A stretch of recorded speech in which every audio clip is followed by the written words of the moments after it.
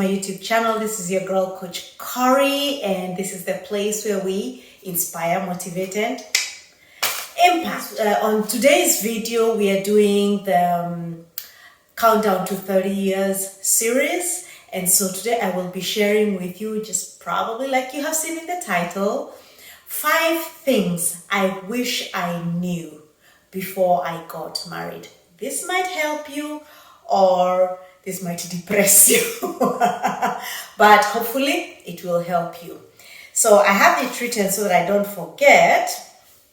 Number 5, marriage will push you to levels you did not know existed. Yes. When you get married, the day is beautiful, especially like if you have a wedding, you have a beautiful day, and you have a little, especially for many young women, you have a very Cinderella-like perspective of life, which is totally unrealistic on the most part, at least for most people anyway. And you have no idea how you will change, how your spouse will change, and how that will change the dynamics of how you interact.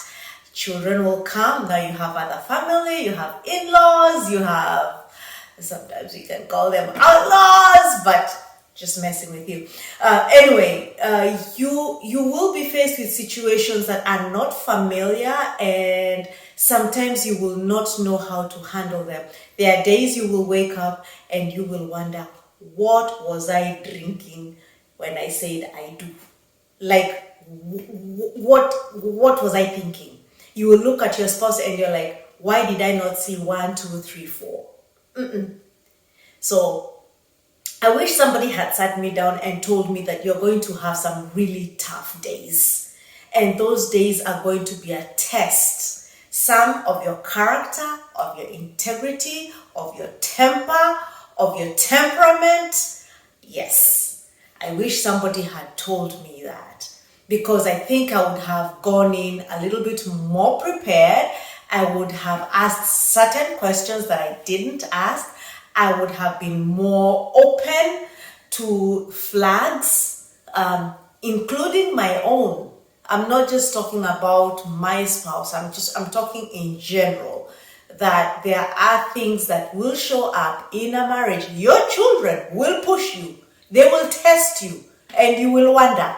Yes, your parents will push you. They will test you. Your relatives, everybody will push you. And guess what? Chances are you're also pushing others. So that's number 5. Number 4, it's important to understand my role and expectations going in. I think for many of us, especially, I don't know about the Western world, but for people of my culture, we have very domesticated expectations and roles. And in this modern day where you have 2 working parents and you're both putting food on the table, there are certain expectations that I believe should have been managed and discussed at the beginning. And even many marriage counselors still expect people to play domesticated roles. And I am a firm believer that every couple needs to find out what works for them. I know people who prefer, like the men prefer to do the cooking, for example. They are good cooks and they enjoy it, and it's not a chore for them. And their wives don't mind doing the dishes in the event they have a setup where they don't have help in the house. So other women like cars, for example, and they prefer to take care of their own cars. And there's guys who couldn't care less. There's women who love sports and their husbands couldn't care less. So there is a lot of stereotyping, and that can cause issues. And I wish somebody had sat me down to help me understand that is a discussion that needs to happen. Now, you might be wondering, did I not go for marriage counseling? Actually, I did. For about 30 minutes. Yeah, we sat down with the pastor for 30 minutes and it was very blah, blah, blah, blah, blah. Yes, you got this. Yes, we got this.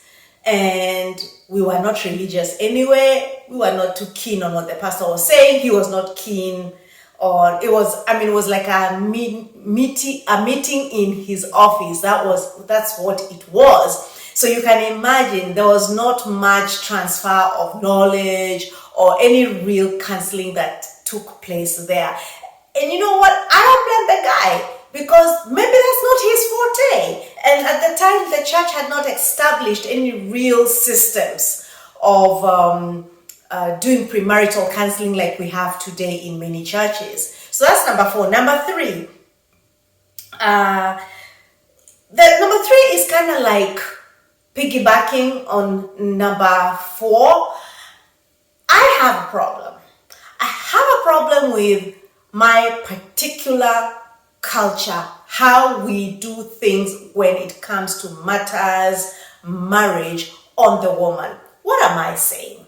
In my culture, on your wedding day, they have this thing where they'll give you a pot, they'll give you a stirring spoon, they'll give you, what do they call it?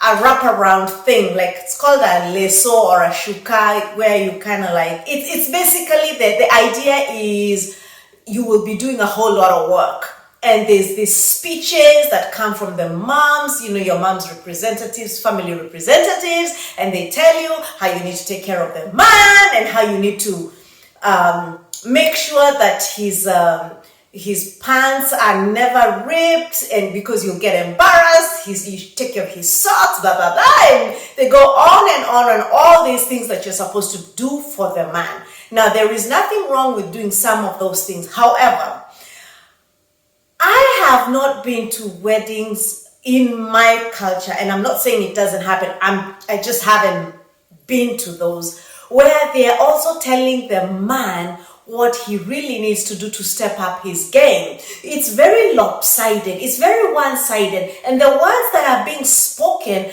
are pretty much making this girl a slave. Remember, she's working. Remember, she needs to pay bills. And then you're telling her she needs to come and clean and cook and make sure the house looks pretty, and that this man, what's this man gonna do? What is his job? Oh, and guess what? We're given a Bible and we're told that you're supposed to pray for the children. What happened to being the priest? What happened to the role of the priest? At least nowadays I hear some of them being told they need to be the priest. But I think we need to be careful some of the things we are speaking to our children. I can tell you one thing, God helping me that my girls get married, that nonsense is not going to happen. Because my children are not going to be slaves for somebody. That's nonsense. Yep, I said it. It's nonsense. That's why you have so many women walking around depressed, wearing 2 different pairs of shoes. And women, sometimes we can be our own worst enemies. And that's why we are raising daughters who are angry, because they have seen us do things that they don't think we should be doing. And because they can't articulate it, they end up being angry. Enough said. You may not agree with me, and that's okay. I'm speaking from my experience in my culture, not just of myself, but what I have observed with, especially, let me say, in my particular culture. Because our women are very business oriented, they're very business savvy, and at the same time they are expected to do so much. No wonder we can't cook. Mashakura. Mashakura means a cocktail of food where we just throw in everything together. That's on a light note though, we're still good cooks. Number 2, children come and go. Yep, children come and go. Don't lose yourself in your children. I wish somebody had told me that. I will say this. My pediatrician did give us some advice when our first child was born. But I don't think I took it to the level I should have. Because it is so easy as a mom or as a parent to immerse yourself in your children to where you sacrifice and lose yourself. You don't eat fruits because the children eat, you don't eat. Your husband eats, you don't eat. You're trying to make sure everyone else is taken care of at your expense. That's not even healthy. You need to make sure you're taking care of yourself. How many times I did it and I finally got to that place where I broke. I couldn't hack it. So I wish somebody had told me and sat me down and told me you cannot do this. So anyway, but number one, drum roll. The most important piece of advice that I heard but I did not hear. And I don't know that I can even blame anybody for this one but myself.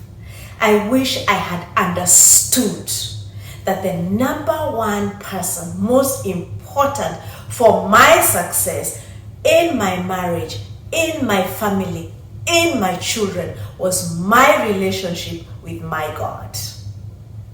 That was probably the most important piece of advice. Now, why would I dare say that? You see, there are those days when you don't feel like being a wife, a mother, and you don't want to take care of anybody. You're tired or you're frustrated. But earlier on in my marriage, I didn't know some of these things.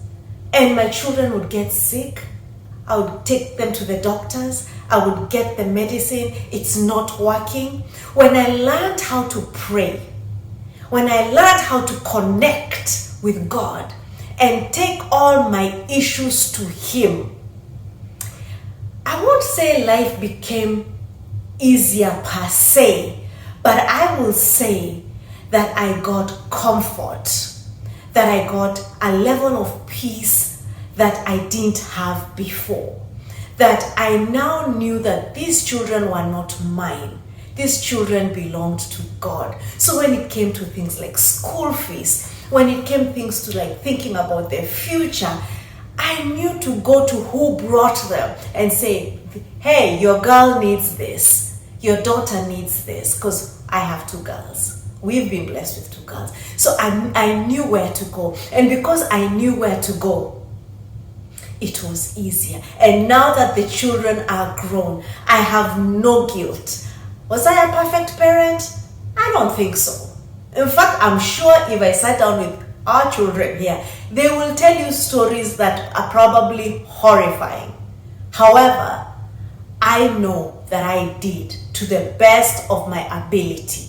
With the help of God, knowing my background, knowing that I did not have that experience of being a parent before, and that I came from my own dysfunction and trying to function, I know now that the best piece of advice you can give any young couple is if they put God first in everything, in their family, and not a religious thing. No, it's not about being seen in church on Sunday and your kids going to Sunday school. Those things are good, but that's not what I'm talking about.